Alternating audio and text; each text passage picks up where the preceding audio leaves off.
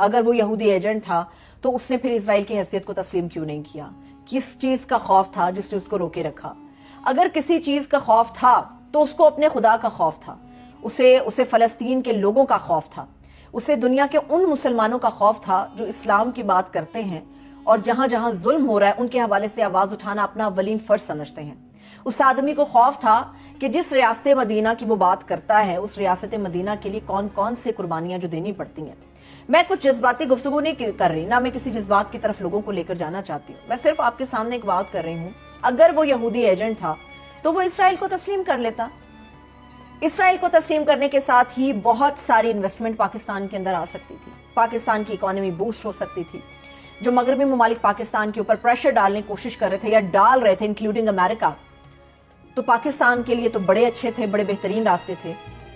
وہ لسٹ جو ہے فیٹف کی تھی اور ہم کہتے تھے آج نہیں کل نہیں پرسوں پاکستان گیا، اس فیٹف کی لسٹ سے بھی ہم مکمل طور پہ نکل سکتے تھے۔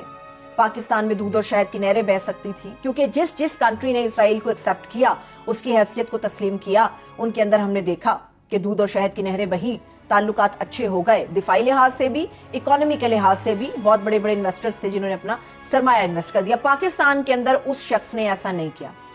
تحریک انصاف کے چیئرمین نے کیا کیا؟ وہ اقوام متحدہ گیا۔ وہ واحد آدمی ہے پاکستان کی سیاسی ہسٹری کے اندر، اگر آج کے سیاستدانوں کی ہم بات کرتے ہیں، جسے آئرن مین اس لیے بھی کہا جاتا ہے کہ دنیا کی آنکھوں میں آنکھیں ڈال کے اس آدمی نے اسلامو فوبیا کے حوالے سے آواز بلند کی اور دنیا نے تسلیم کیا کہ جو رویہ مسلمانوں کے ساتھ رکھا جاتا ہے وہ غلط ہے۔ اگر وہ یہودی ایجنٹ تھا، یہودی لابی کا لانچ کردہ تھا، تو اس کو کیا ضرورت تھی؟ ایک ویڈیو آپ لوگوں کو بتاتی ہوں، شاید بہت سارے لوگوں نے وہ دیکھی بھی ہو، کہ جب اجلاس تھا اقوام متحدہ کا، اس سے پہلے تمام کنٹریز کے جتنے لوگ موجود تھے وہاں پہ، سب لوگ بیٹھے ہوئے تھے۔ تو اسرائیل کا جو پرائم منسٹر آیا، ان میں سے 90% ایسے لوگ تھے جو کہ اپنی کرسیوں سے کھڑے ہوئے، ہاتھ ملایا، اسے ویلکم کیا۔ مگر تحریک انصاف کا چیئرمین اپنی کرسی پر موجود رہا، بیٹھا رہا، اٹھنا تو دور کی بات، اس آدمی نے دیکھنا بھی پسند نہیں کیا۔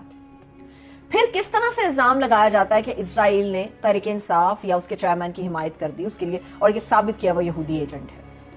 سب سے ایک اہم اور بات، اسرائیل نے بات کیا کی ہے؟ اسرائیل نے تو یہ بات کی ہے کہ انسانی حقوق کی خلاف ورزی ہو رہی ہے پاکستان کے اندر، جس طرح سے لاقانونیت بڑھتی جا رہی ہے، لوگوں کو گھروں سے اٹھایا جا رہا ہے، دہشت گردی کے پرچے کاٹے جا رہے ہیں، FIRs کٹ رہی ہیں، لوگ لاپتہ ہو رہے ہیں۔ یہ آواز اٹھائی اسرائیل نے۔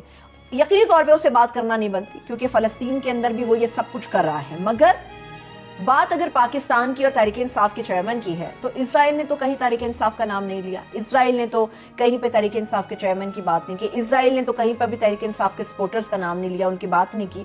تو کس طرح سے اسے تحریک انصاف کے ساتھ جوڑا جا سکتا ہے؟ اب حکومتی پلان کیا ہے؟ حکومتی پلان یہ ہے کہ اب چونکہ تمام مسلمانوں کے دل دھڑکتے ہیں فلسطین کے لوگوں کے ساتھ، اپنے فلسطینی بہن بھائیوں کے ساتھ، بیت المقدس کے ساتھ، مسجد اقصیٰ کے ساتھ ہمارے دل دھڑکتے ہیں۔ اب یہ پلان بنایا گیا ہے کہ اس طرح سے کھیلا جائے، اسرائیل کے ساتھ جوڑا جائے، لوگوں کی نفرت اس آدمی کے لیے پھیلائی جائے اور پھر اس آدمی کو نااہل کرا دیا جائے، ہمیشہ کے لیے مائنس کرا دیا جائے پاکستان کی سیاست سے۔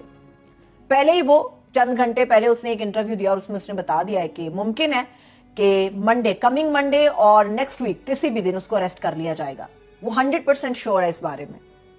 یہ پورا جو گیم پلان ہے وہ اسی لیے ہے کہ اس کو سائیڈ لائن کرتے ہوئے پاکستان کے اندر الیکشن ہو، کیونکہ جب تک وہ آدمی سائیڈ لائن نہیں ہوگا، سائیڈ لائن اس کو مائنس کر کے بھی کیا جا سکتا ہے، اس کو نائل کر کے بھی کیا جا سکتا ہے۔ جب تک وہ سائیڈ لائن نہیں ہوگا، پاکستان کے اندر انتخابات ہمیں مخدوش نظر آتے ہیں، کیونکہ اس کا ووٹر اسی کے لیے نکلے گا، اور جب تک صفایا نہیں ہو جاتا دو بڑی جماعتوں کے لیے ووٹر کبھی نہیں نکلے گا۔ اب آتی ہے بات نور دہری کی۔ نور دہری کون ہے؟ یہ جو نون لیگ کے عطا تارڑ صاحب اور نون لیگ پوری کی پوری اور محترمہ بے نظیر بھٹو کی جماعت پیپلز پارٹی، جو کہ اب آصف علی زرداری صاحب کی پارٹی ہے،